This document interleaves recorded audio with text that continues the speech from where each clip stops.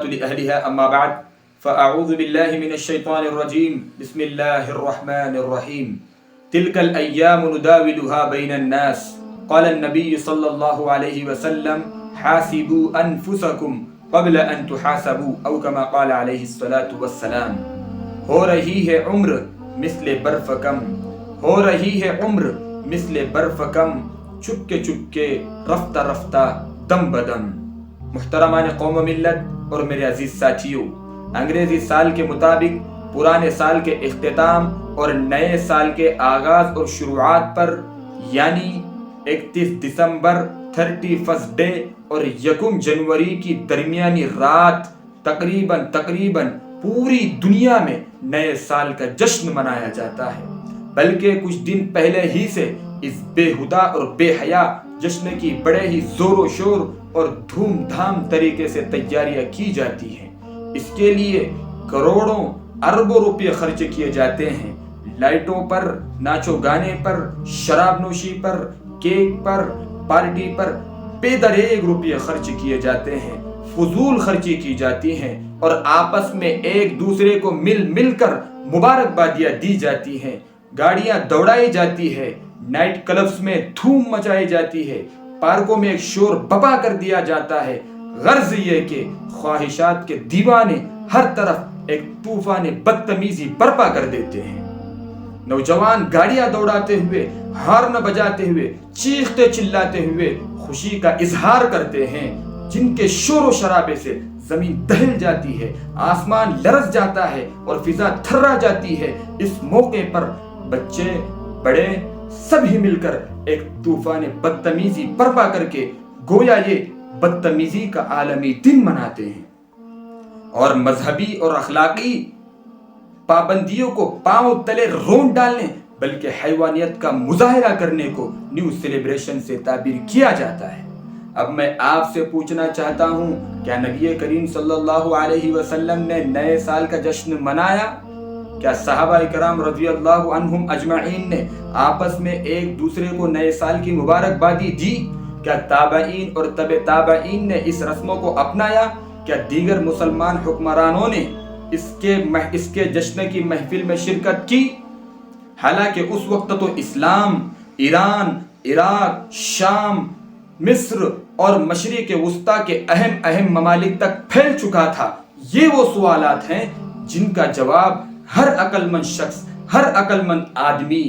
نفی میں دے گا، نہیں میں دے گا تو پھر آج کیوں مسلمان اس کام کو انجام دے رہے ہیں؟ یہ کس نے ایجاد کیا ہوا ہے؟ آخر کار یہ کون سی قوم نئے سال کا جشن مناتی ہے؟ تو آئیے آج میں آپ کو بتاتا ہوں کہ نئے سال کا جشن عیسائیوں کا ایجاد کیا ہوا ہے،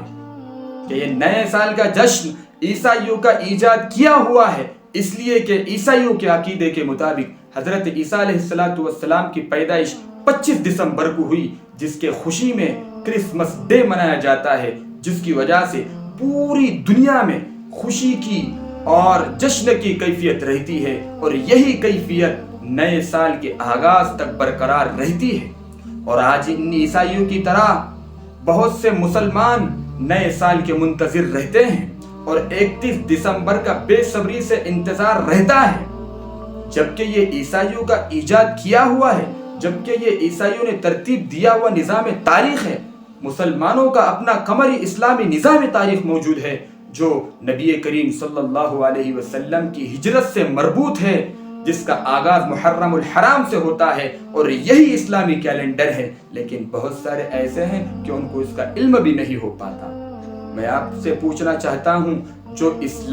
اسلامی سال کی آمد پر بھی نئے سال کے جشن اور نئے سال کی مبارکبادی وغیرہ کی تاکید نہیں کرتا، اس طرح سے کہ نئے سال کی مبارکبادی وغیرہ سے آہستہ وہ عمل رسم و رواج کا درجہ اختیار کر لیتا ہے۔ جب رسم و رواج کا درجہ اختیار کر لیتا ہے تو اسی طرح سے بدعت وجود میں آتی ہے، تو وہ غیر اسلامی سال پر جشن منانے کی اجازت کیسے دے سکتا؟ ہجرت کے بعد نبی کریم صلی اللہ علیہ وسلم مدینہ المنورہ میں 10 سال رہے اور آپ صلی اللہ علیہ وسلم کے بعد خلافت راشدہ کا دور 30 سال تک رہا۔ صحابہ کرام کی نگاہ میں اس واقعے کی اتنی اہمیت تھی کہ اسی کو اسلامی کیلنڈر کی بنیاد اور اساس بنا لیا گیا، اور حضرت عمر فاروق رضی اللہ تعالیٰ عنہ کے زمانے ہی سے ہجری تقویم، ہجری کیلنڈر کو اختیار کر لیا گیا۔ لیکن ان حضرات نے کبھی نیو ایئر یا یوم ہجرت منانے کی کوشش نہیں کی۔ اس سے معلوم ہوا کہ اسلام اس طرح کے رسم و رواج کو، اس طرح کے رسم و رواج کا قائل بالکل ہے ہی نہیں۔ اور آج کل Valentine day, April fool, friendship day, birthday, teachers day, childrens day اور نیو ایئر ڈے، یہ جتنے بھی ڈے ہیں، یہ تقاریب کیا ہے، یہ پروگرام کیا ہے، بس اتنا سمجھ لیجئے کہ یہ بے حیائی اور بے پردگی اور اختلاط مرد و زن کا ایک جلی عنوان ہے۔ لڑکے اور لڑکیوں کا آپس میں مل کر مذہبی اور اخلاقی حدود سے تجاوز کرنا ہے، نسل نو میں صنفی آوارگی اور جنسی بے راہ روی کو اختیار کرنا ہے، فروغ دینا ہے، اور مغربی کلچر کو، مغربی ثقافت کو پوری دنیا پر مسلط کرنا ہے۔ اور افسوس ہے ان مسلم نوجوانوں پر، افسوس ہے ان مسلم نوجوانوں پر جو مغربی تہذیب، مغربی کلچر، مغربی ثقافت کو اپنے لیے سرمایہ عزت اور افتخار خیال کر رہے ہیں۔ کیا آپ کو نبی کریم صلی اللہ علیہ وسلم کی حدیث یاد نہیں؟ نبی کریم صلی اللہ علیہ وسلم نے فرمایا، قیامت کے دن عمر کے بارے میں پوچھا جائے گا کہ اسے کس کام میں لگایا، مال کے بارے میں پوچھا جائے گا کہ کہاں سے کمایا، کہاں خرچ کیا، علم کے بارے میں پوچھا جائے گا کہ اس پر کتنا عمل کیا۔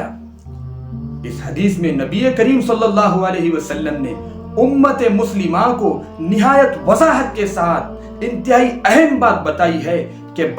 بروز قیامت ہر انسان کو اللہ تبارک و تعالی اس کے زندگی کے قیمتی لمحات کے بارے میں پوچھیں گے، اس کے زندگی کے قیمتی لمحات کے بارے میں پوچھا جائے گا کہ اس نے اس عظیم الشان نعمت کا کہاں اور کس طرح سے استعمال کیا۔ کیا اس عظیم الشان نعمت کو رب کو راضی کرنے کے لیے کیا یا کسی اور کو راضی کرنے کے لیے کیا؟ یہ وہ سوالات ہیں جن کا جواب ہر انسان کو دینا ہوگا، ہر انسان کو دینا ہوگا۔ آج مسلمان نئے سال کا جشن مناتا ہے، کیا اس کو یہ معلوم نہیں ہے کہ اس کے زندگی کا ایک سال کم ہو گیا ہے، اور زندگی اللہ تبارک و تعالیٰ کی طرف سے عطا کردہ ایک بیش قیمتی نعمت ہے، ایک بہت بڑی نعمت ہے،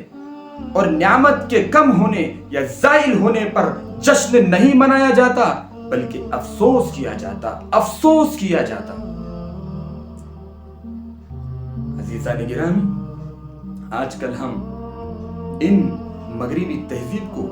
اپنے اندر جذب کیے ہوئے ہیں، ہماری وضاقتہ، ہماری ہر حرکتیں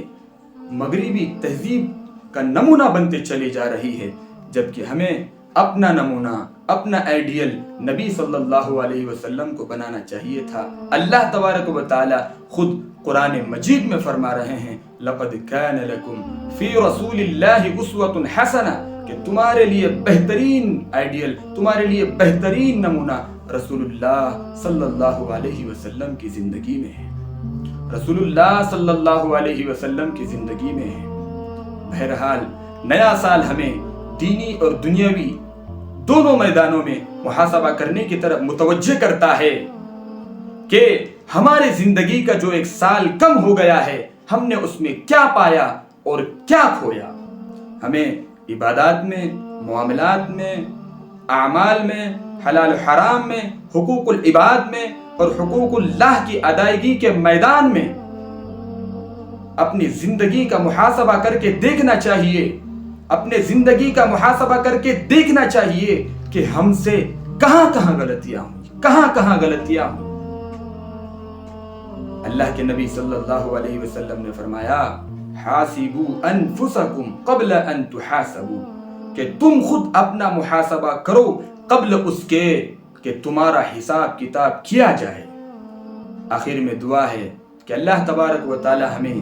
غیروں کی مشابہت، غیروں کی نقالی سے بچائے، اور آقا انعامدار محمد عربی صلی اللہ علیہ وسلم کی سنت کی اتباع کی توفیق نصیب فرمائے. آمین. وآخر دعوانا ان الحمد للہ رب العالمین.